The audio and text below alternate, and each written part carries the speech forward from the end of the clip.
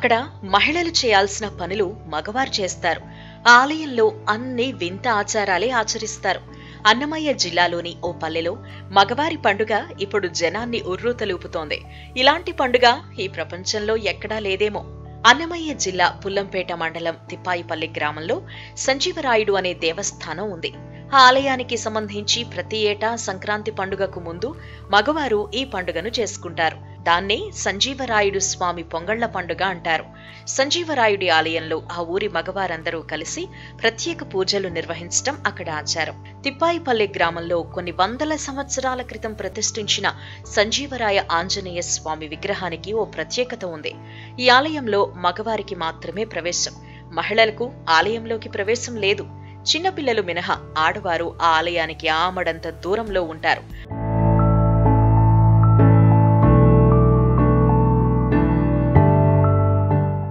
సంక్రాంతి పండుగకు ముందు జరిగే ఈ మగవారి పండుగలో భాగంగా సంజీవరాయుడికి మగవారు మాత్రమే పొంగళ్లు పెడతారు. ఆడవారు పొంగళ్లు పెట్టి చేయాల్సిన పనులను అక్కడ మగవాళ్లు చేస్తారు.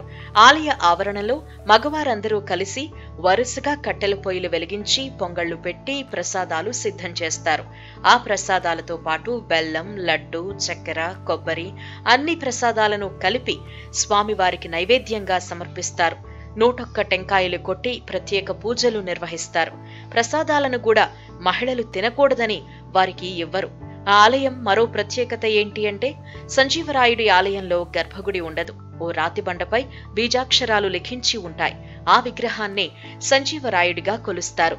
ఆ విగ్రహంపై సూర్య కిరణాలు పడాలి అని గర్భగుడి నిర్మించలేదని పెద్దలు చెబుతారు.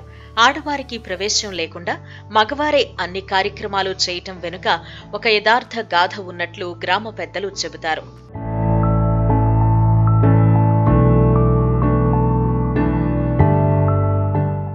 సంజీవరాయుడి ఆలయ చరిత్రకు సంబంధించి పూర్వం ఒక కథ ఉంది.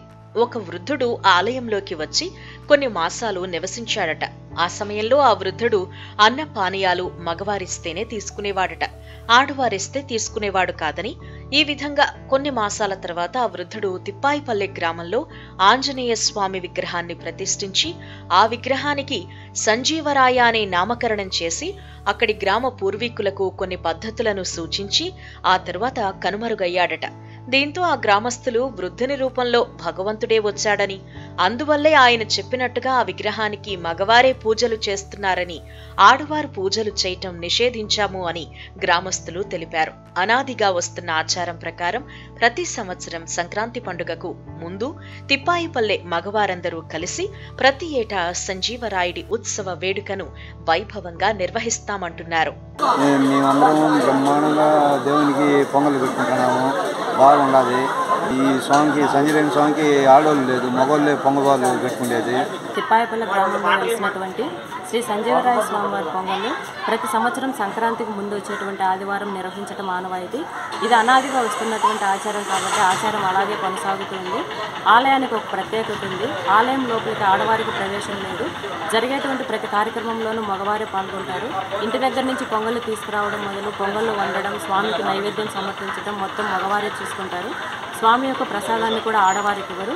ఇది అనాదిగా వస్తున్నటువంటి ఆచారం కాబట్టి ఆచారం అలాగే కొనసాగుతూ ఉంది. ఈ ప్రాంతం నుంచి ఇతర ప్రాంతాలకు వెళ్ళి స్థిరపడినటువంటి వారు కూడా ఈరోజు ఖచ్చితంగా వచ్చి స్వామివారిని దర్శించుకుంటూ ఉంటారు. మేము సంక్రాంతి పండుగ కంటే కూడా ఈరోజు అత్యంత వైభవంగా జరుపుకుంటాం.